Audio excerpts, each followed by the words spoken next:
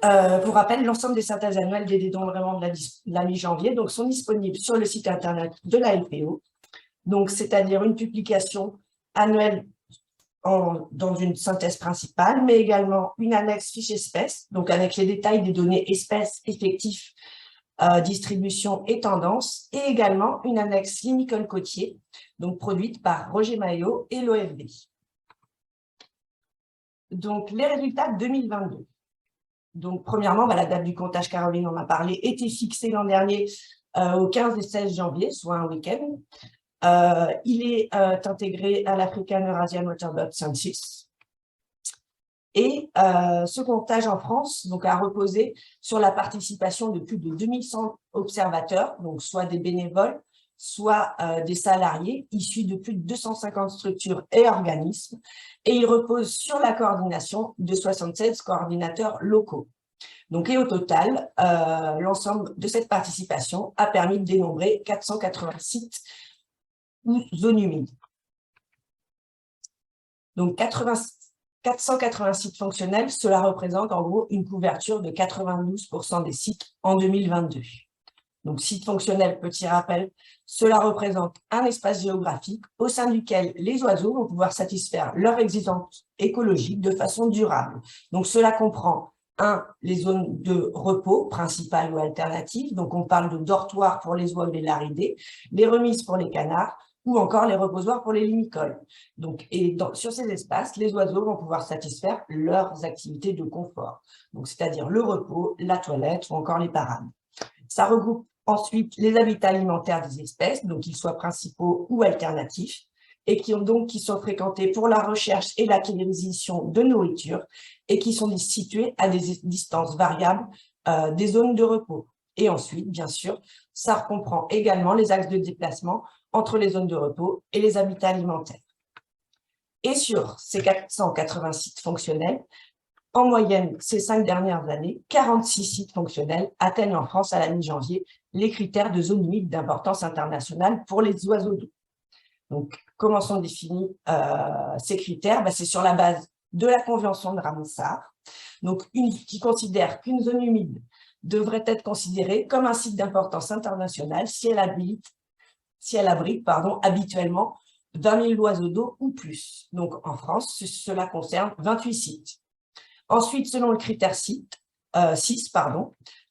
une zone humide d'importance internationale, si elle abrite habituellement plus de 1% des individus d'une population, d'une espèce ou sous-espèce d'oiseaux d'eau. Donc, en France, cela représente 43 sites et 33 populations d'oiseaux d'eau sont concernées.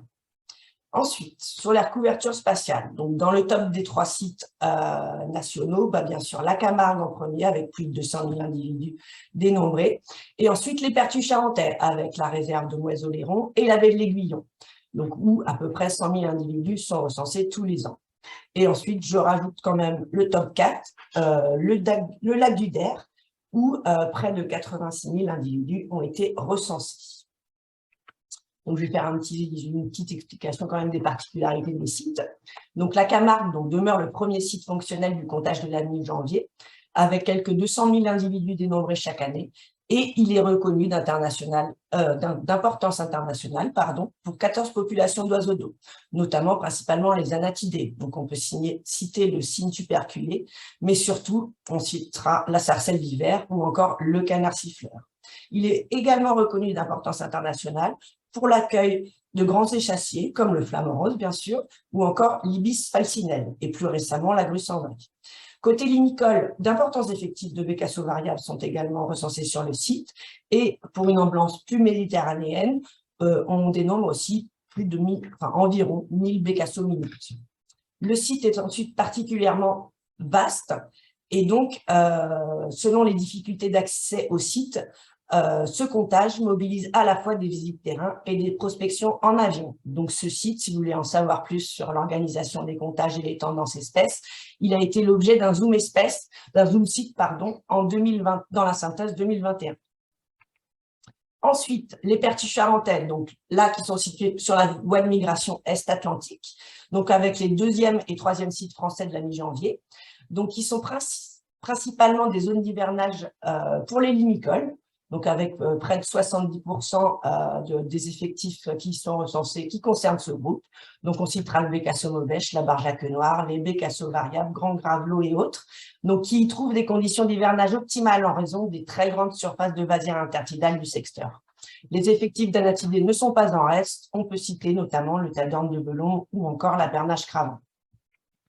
Donc, la baie de l'Aiguillon, même constat, près de 70% de limicole. Donc là aussi, un site encore très vaseux, comme vous pouvez le voir, et très riche par ses ressources trophiques, qui est également visité en masse lors des migrations pré- et post-nuptiales.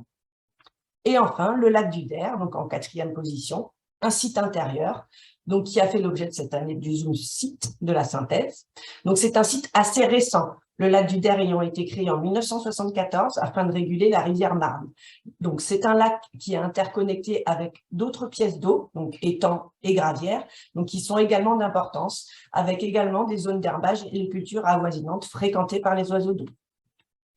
Donc, depuis le début des comptages sur le site, les espèces ont évolué selon différentes trajectoires. Donc, autrefois emblématiques, l'oie des moissons ou le harlepiette sont devenus rares, dans une tendance de retrait générale de ces espèces vers le nord-est de l'Europe. À l'inverse, on constate des progressions d'autres espèces avec l'hivernage conséquent de canards de surface et de limicoles. On citera canard chiffaut, canard chifleur, pilet, ou encore l'augmentation récente, l'augmentation sur le long terme des effectifs, par exemple, de courlis-cendrés. Donc, enfin, le site, comme on peut le voir sur l'image en arrière-plan, est principalement associé à l'hivernage, à la migration plutôt, et l'hivernage des grues cendrées. Donc là encore, on fait le petit rappel. Le dénombrement en wetland n'est pas exhaustif. Donc, et le pourcentage des individus qui n'est pas recensé par le dispositif peut être grand. Ainsi, si on approche peut-être la limite basse, le minimum des populations pour certaines espèces qui sont très agrégatives comme les limicoles, les effectifs recensés des espèces très largement dispersées en dehors des sites dénombrés sont bien en deçà de la population présente en France à la mi-janvier. Donc, effectifs dénombrés, donc près de 2,8 millions d'oiseaux sont dénombrés à la mi-janvier en France métropolitaine, et plus particulièrement 2,6 millions lors du dernier comptage, soit un léger recul. Il faut dire que le comptage n'a pas été exceptionnel, il n'y a pas eu d'afflux de population depuis le nord et l'est de l'Europe, il y a fait assez doux. Et on notera aussi les conditions difficiles de recensement, avec une diagonale qui partait du Poitou jusqu'au nord-est de la France, avec des bancs de brouillard assez importants. Mais sur la majorité des sites, les comptages ont finalement pu être reconduits à des jours prochains. Donc là, vous le voyez, donc c'est principalement des anatidés et foulques, donc près d'1 million, suivis par les limicoles et ensuite les laridés. Donc laridés, un groupe qui n'est pas forcément très bien recensé dans les conditions du wetland, puisque c'est un comptage diurne et en général, ces espèces, on les recense plutôt en dortoir à la fin de la journée, ce qui est le cas également des cormorans et d'autres groupes. Donc, et voici le top 6 donc, des espèces dépassant les 100 000 individus, donc avec en tête le bécasseau variable, dont les effectifs à la mi-janvier sont relativement stables, donc autour de 300 000 individus.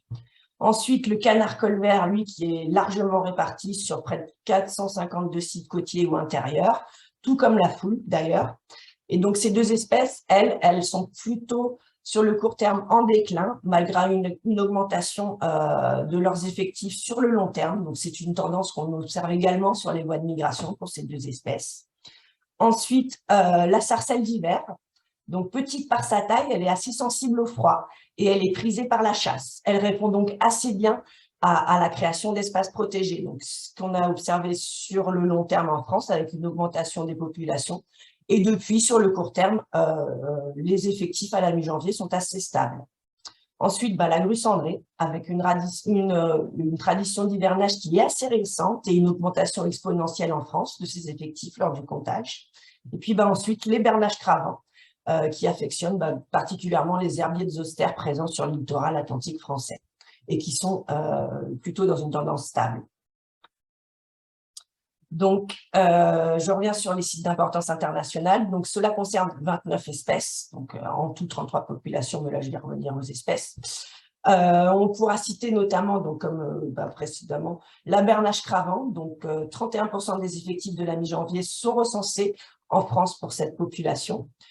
Comme la Vaucette élégante, également à peu près 30% des effectifs de la population Western Europe et Nord-Ouest Africa sont recensés en France. Même chose encore pour la barge à queue noire, qui est en forte progression, la population islandaise, et par effet tampon, on observe une augmentation de l'espèce sur le littoral atlantique. Ensuite, maintenant, parlons de tendance. Donc là, je rappelle les grandes dates du comptage wetland. Donc au début, c'était plutôt centré. Ils ont débuté ces comptages sur le gibier d'eau, donc c'est-à-dire les anatidés et la foulque en 1967. Puis, ils ont été coordonnés à l'échelle nationale sur les limicoles en 1978. Puis, suite à l'appel de Wetland International, au début des années 90, le comptage s'est ouvert aux autres groupes, donc ardéidés, plongeons, égrèmes et autres, en 1993. Donc, et voici donc les tendances à la mi-janvier de quelques 70 espèces d'oiseaux d'eau régulières en France à la mi-janvier. Donc, je ne vais pas pouvoir toutes les détailler, mais en gros, on va de la plus forte progression en bleu vers les déclins. Donc, la plus forte progression, c'est la grande aigrette, également une tradition assez récente d'hivernage avec des populations en lien avec l'augmentation des populations reproductives, et donc vers les plus forts déclins, enfin les déclins, on va dire en général, et qui concernent principalement des espèces de canards plongeurs. Donc, les principales hypothèses expliquant ces déclins seraient des phénomènes de rétractation d'aire de répartition, donc qui seraient soit liés à des remontées vers le nord des espèces, au plus proche de leurs aires de reproduction, les conditions d'hivernage y étant de plus en plus clémentes, soit et plus préoccupant, par des diminutions globales des populations. La limite sud de répartition de ces populations, soit la France pour un certain nombre, se rétractant. Donc, comme je l'ai dit, on voit qu'il y a une majorité de bleu là, donc une majorité de progression pour les effectifs d'oiseaux d'eau recensés à la mi-janvier, environ 68%, 70%. Et c'est ce qui est constaté plus généralement, également en Europe ou encore côté Amérique du Nord. Mais depuis, sur le court terme, les effectifs dénombrés se stabilisent. En même temps, les populations ne peuvent progresser ad vitam aeternam dans un espace donné.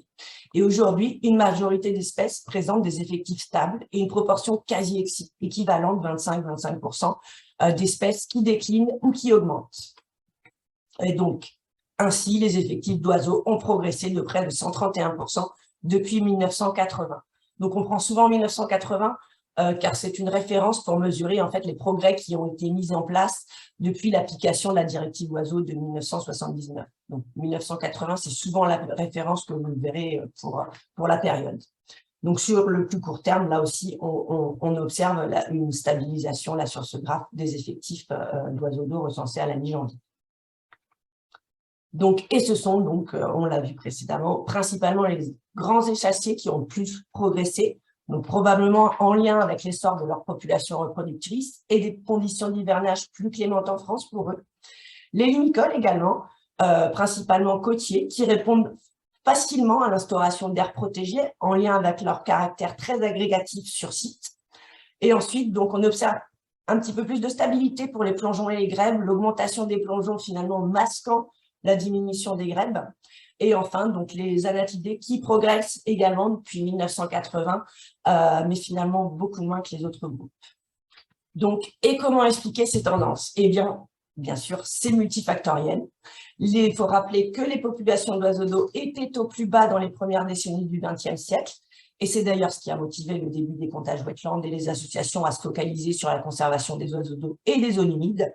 Et depuis, les lois de protection de la nature, notamment la directive oiseaux, transposée dans le droit français par la loi de protection de la nature, la création des réserves naturelles et autres espaces protégés, ainsi que les conventions internationales, donc les OIA ou encore Ramsar, ont considérablement amélioré le statut des populations d'oiseaux d'eau. Donc, avec leur protection finalement législative, leur persécution a également diminué, concomitamment à une diminution de la pression de chasse. Alors que les populations reproductrices de certaines espèces se sont considérablement rétablies ou ont progressé, on citera la grue, la spatule et autres, certaines populations trouvent en France des conditions d'hivernage de plus en plus clémentes. Et certaines, on l'a vu également, ont tendance à reculer vers le nord-est de l'Europe, plus proche, on va dire, de leur zone de reproduction. Donc, sur le plus court terme, par contre, l'augmentation globale des populations n'est plus d'actualité et la majorité de nos tendances, finalement, se rapprochent de celles qui sont observées à l'échelle des voies de migration. Or, des menaces et des pressions apparaissent sur les aires de reproduction des espèces. Et celles-ci, quand elles touchent des secteurs qui nous sont finalement assez éloignés, sont difficiles à appréhender. Le suivi des paramètres démographiques des populations, que sont par exemple la survie ou la productivité, sont alors d'importance pour comprendre les tendances d'abondance qu'on observe typiquement pendant le wetland et agir sur les pressions et éventuellement anticiper les futures menaces. Donc enfin, un petit constat à l'échelle de l'Union européenne, on constate que les populations de l'annexe 2 de la directive oiseaux, c'est-à-dire les espèces chassables, se portent moins bien que les espèces de l'annexe 1 de la directive oiseaux. Donc c'est une conclusion de l'état de la nature dans l'Union européenne, qui est sortie en 2020, je crois. Donc là, peut-être que la question de la soutenabilité des prélèvements sur des espèces dans des statuts de conservation non sécurisés pourrait se poser. Et qu'en est-il des sites en Île-de-France? Est-ce qu'on a des sites importants? Oui, on a des sites importants, principalement pour les anatidés, oui. Hein? Des plongeurs, oui. Donc oui, on a des sites en Île-de-France. Si vous êtes intéressé à participer, contactez-nous et on vous mettra en contact avec le coordinateur Île-de-France. Un bilan national est-il fait pour modérer l'augmentation d'une espèce en France qui, par ailleurs, pourrait être en déclin au niveau mondial? Non, pas du tout, parce on fait toujours référence, vous verrez dans les fiches espèces, on fait toujours aussi référence à la tendance globale de la population, donc qui est réalisée par Wetland International, notamment lors des rapportages de l'état de conservation des espèces dans le cadre de la convention de l'EWA. Donc, à chaque fois, on se réfère à la tendance globale des populations que vous pouvez constater sur les fiches espèces. Mais oui, on fait une synthèse nationale, mais elle ne doit pas surpasser, bien sûr, les synthèses internationales qui sont données, notamment les synthèses dans le cadre de l'Union européenne ou dans le cadre des conventions internationales, comme celle de l'EWA pour la conservation des oiseaux d'eau en Afrique et Eurasie. Sinon, Mathieu, en fait, s'il mettait un bilan mondial. Ça existe, oui. Enfin, ça existe. Pas mondialement, on va dire, mais en tout cas, ça existe à l'échelle des voies de migration. Là, il y a le dernier qui est sorti, qui a été coordonné par Wetland International et BirdLife, et qui concerne le flyway est-asiatique. Donc, c'est la première fois qu'ils ont, enfin, c'est la première compilation de toutes les tendances, tous les dénombrements et suivis des espèces qu'ils ont pu mettre en commun. Et donc, nous, pour nos voies de migration, c'est un rapport qui est publié à intervalles de temps réguliers, tous les 6 ans, je crois, dans le cadre de la Convention sur les espèces d'oiseaux d'eau de la CMS, la Convention sur les espèces migratrices.